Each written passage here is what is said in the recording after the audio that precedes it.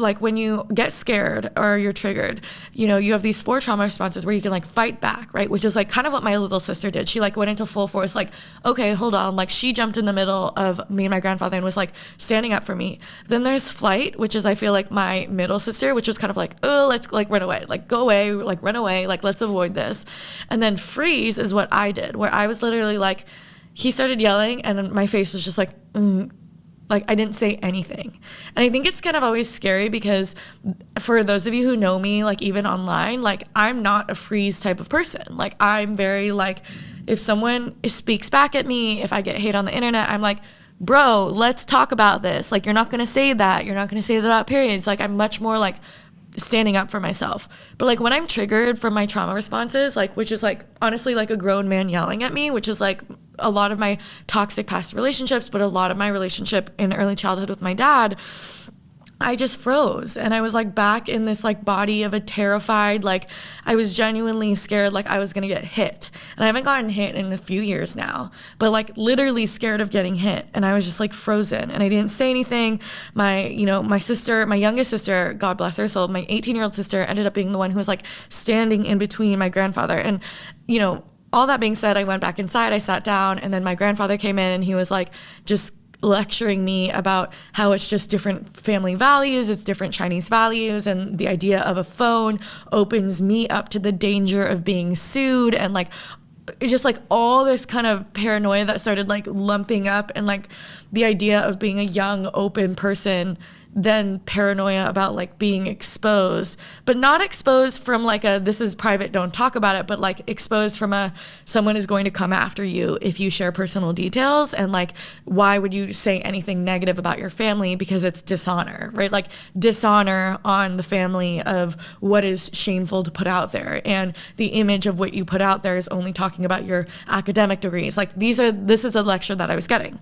Anyways, it ended okay, and it was like, okay, my grandfather was then excited about deciding what other furniture was going to get picked up the next day. Also, side note, the junk guys were so sweet. Like 1-800-JUNK. I don't know, you know, what training y'all go through, but like me and my sisters were talking about it, and we're always scared when like white men come into the house, especially in Portland. Like Portland is like a city of white liberal racists, to be honest. It's like, you know, the whitest major city in the US, and like it is kind of like a nervous thing where it's like I think we all grow up being kind of scared about what an interaction is going to be when like a contractor comes to the house or when a plumber comes to the house. But like the 1-800-JUNK guys came up and they were so wonderful, so nice, so understanding. And even with my grandparents kind of going off on them or them seeing my grandparents yell at me, they were so understanding and so supportive. And we decided that they would come back the next day. I agreed to pay like another $1,000 for them to come. I was very excited for them to come. One of them was really cute, and my sister was like hitting on them, and you know, we were kind of making vlogs and everything together.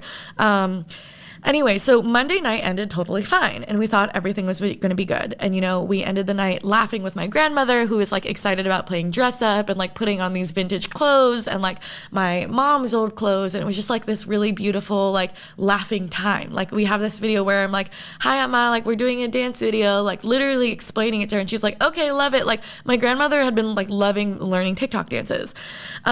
Anyway, so it's like all good. And then we wake up on Tuesday at 7 a.m. because the truck people are coming at 8 a.m. And we have texts from my grandfather of like being embarrassments to the family, and my grandmother seeing some video online where I was talking about something about my family and where she showed up, and even though like we had explained what it was and she was excited about it, like my grandmother apparently had thought that we had forced her into playing dress up. And, you know, all this to say, like across the weekend, I think we had slowly started picking up on like memory loss with my grandmother. Like, for example, she kept recalling memories and saying, oh, do you remember when I visited you at Harvard? And I had to be like, no, Emma, like that's not me, that was my mom, right? Like small things like that, or, you know, telling me a story over and over and over again, like every 10 minutes. But I think that like we woke up on Tuesday, all that being said, like to a flurry of texts that were about like, you're an embarrassment. This is not Chinese traditional values. This is dishonor. How could you sabotage and trick your grandmother into doing this, like against her will, all these things. And we were just so confused. But there was this kind of undertone in the messages of like, fuck you, don't come over.